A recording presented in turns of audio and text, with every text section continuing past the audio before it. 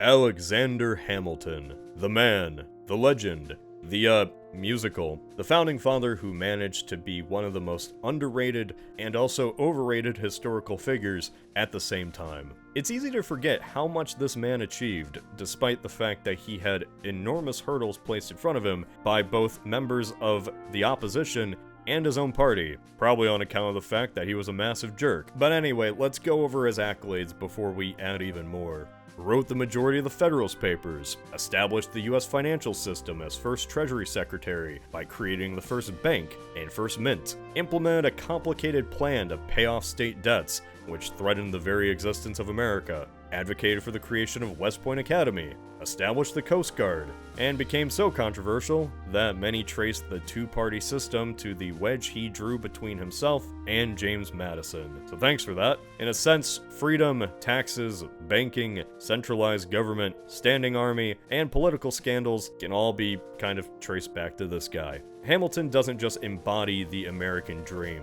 He built a large part of the framework of America in its most fragile and important days. Not to mention, he did all of that without ever being president. Which, side note, it's kind of funny this man played a bigger role on both domestic and foreign affairs than John Adams ever did, despite not even being in his cabinet. Just interesting. Alright, so let's get to the point of our divergence. How does a bastard, orphan, son of a... oh, this is Patreon, isn't it? Son of a whore, and a Scotsman dropped in the middle of the... okay, that's enough of that. You cretins got your musical reference. I hope you're happy. The first thing that always gets brought up is the constitutional requirements regarding age and citizenship.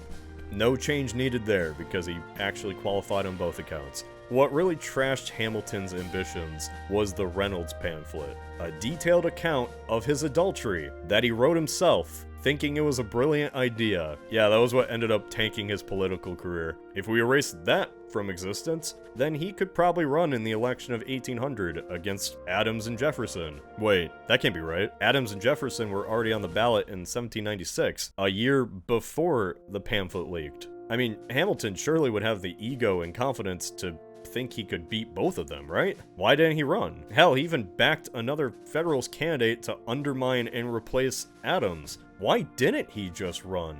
Hell, he didn't even need to try to become governor. How do I make this video? Do I just fundamentally change Hamilton's character? Do I make him do something he simply refused to do in our timeline? Oh my god.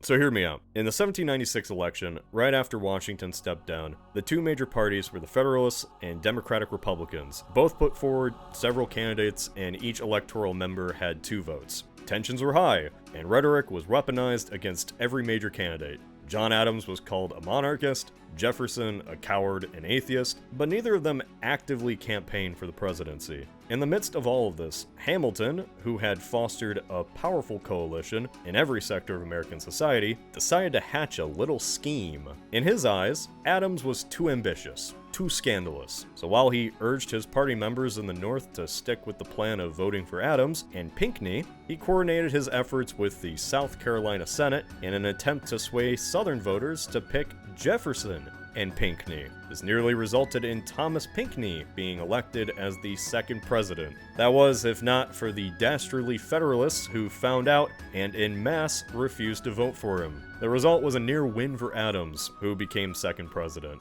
But the fact is that Hamilton almost got his very own Southern puppet into government. This scheme alienated him from Adams, and alongside his scandal, ruined his political career. But what if that plot was never discovered? Hell, let's make it a little more interesting. Let's get rid of John Adams entirely. In 1788, he was returning from Europe.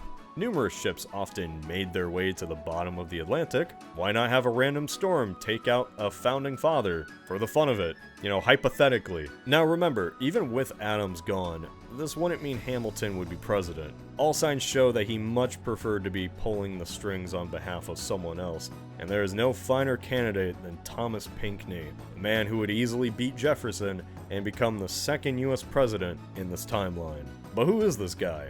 A Southern, Oxford-educated lawyer, patriot, who was a captain in the Revolutionary War, assisting General Horatio Gates, who later became governor of South Carolina.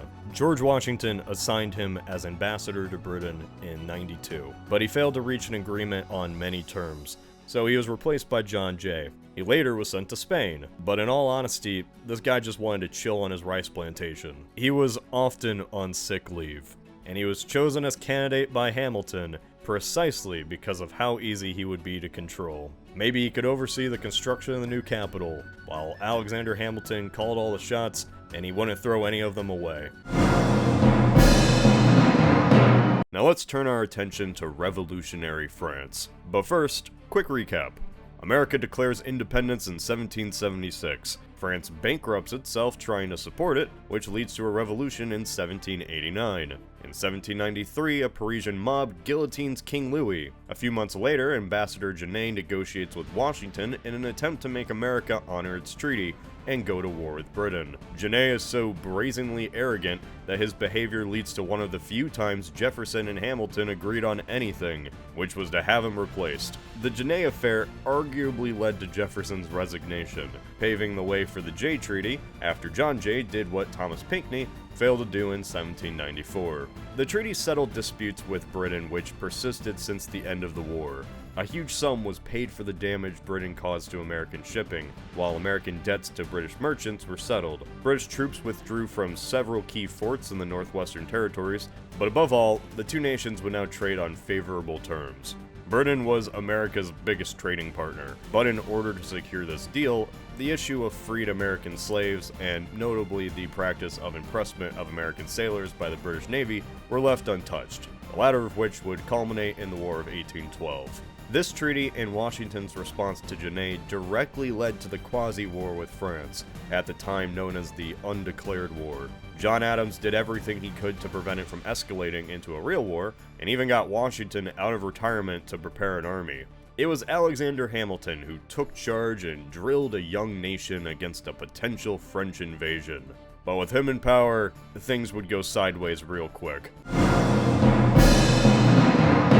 During the first year of his presidency, the United States State Secretary Hamilton and his loyal cabinet would centralize the nation, while the powerless Vice President Jefferson watched in horror. A stacked Senate with over 65% Federalist majority would introduce taxes and tariffs, and a small standing army would be created. But history, even alternate history, does not function in a bubble. These events wouldn't have any effect on the old world, which was buzzing with activity on account of the actions of Napoleon Bonaparte, who was climbing to the top with his captivating Italian campaign. Against all odds, France had prevailed against the First Coalition, and its self-confidence was at an all-time high. All of which leads us to the XYZ affair, the bombshell that takes this scenario to a whole other level. So we have a salty French revolutionary government struggling to fund its military campaigns, which had allowed French captains to seize over 300 American merchant vessels. In response, 3 envoys are sent: Elbridge Gerry, John Marshall, and Charles Pinckney, the president's own brother. Upon their arrival to France, they were denied a meeting with Foreign Minister Talleyrand.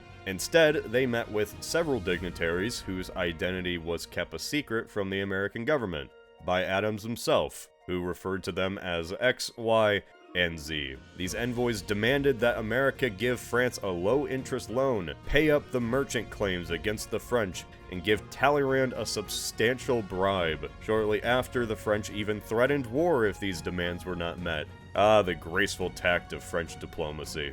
These vicious bullying attempts were met with careful preparation, the buildup of a navy, and the passing of 4 laws known as the Alien and Sedition Acts. This authorized the president to arrest and deport aliens during wartime, but the acts also criminalized American citizens who criticized the government. Adams signed off on these laws, but Hamilton's fingerprints were all over them, especially when you consider that they were utilized primarily against the opposition party. Projections in alternate history are often difficult, but here we find ourselves in a position to speculate with a great amount of certainty. Certainty that Hamilton would go apeshit.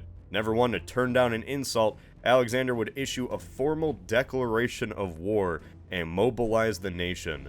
The Department of the Navy would be established, and the Naval Act of 1797 would be passed, prompting the government to raise the funds for the finalization of the last of its first 6 frigates, on top of commissioning 3 more and the first American ship of the line, the USS Independence. This would be done with the assistance of Britain, who was more than eager to have its old colony as an ally against the French. Hamilton had taken the standing army from 3,300 trained soldiers to 10,000, and now pushed for that number to be increased to 22,000. Numerous French businesses were to be seized, which would cause several local rebellions similar to the whiskey and fries. Not a bad combination.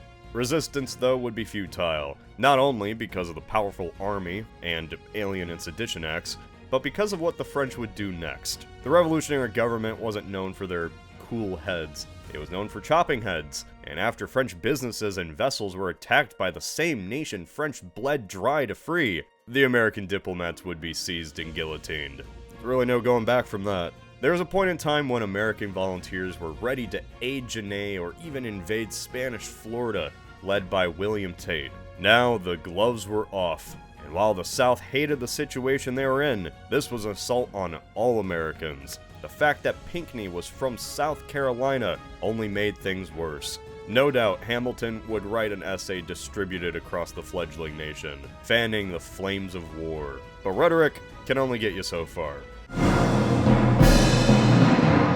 Fearing British naval dominance, France and Spain had entered into an alliance in 1796, and as a result, war against the French meant war against the Spanish. The good news was that the Spanish were in total disarray. Not only was their army badly equipped and demoralized after losing to the French, but their massive colonial empire was entirely cut off from the mainland. Britain did not take too kindly to Spain changing sides so easily, and had blockaded all of their major ports. Suddenly, Spanish Florida was up for grabs, and Hamilton would personally lead the army he himself trained in what was to be the most important training exercise. Oh, and by the way, keep in mind that during this whole time, Napoleon was busy with his campaign in Egypt. Even with local support from many American settlers and a cut-off Spain, key Floridian fortresses would still pose a challenge for the young army and navy. But by mid-1798, the test was passed, albeit with a considerable amount of dead conscripts as a result of gunfire and especially malaria. This was a crucial victory which Hamilton would use to renegotiate the Jay Treaty. American slave owners would be compensated for their losses, and the practice of kidnapping sailors for the British Navy would be outlawed. This gesture of goodwill would go a long way to ensuring the support of the South, which was already close to its breaking point. If we are to follow the timeline correctly, and consider that the only change we made was sinking John Adams, then one thing becomes quickly apparent. The Reynolds pamphlet nuke is about to drop.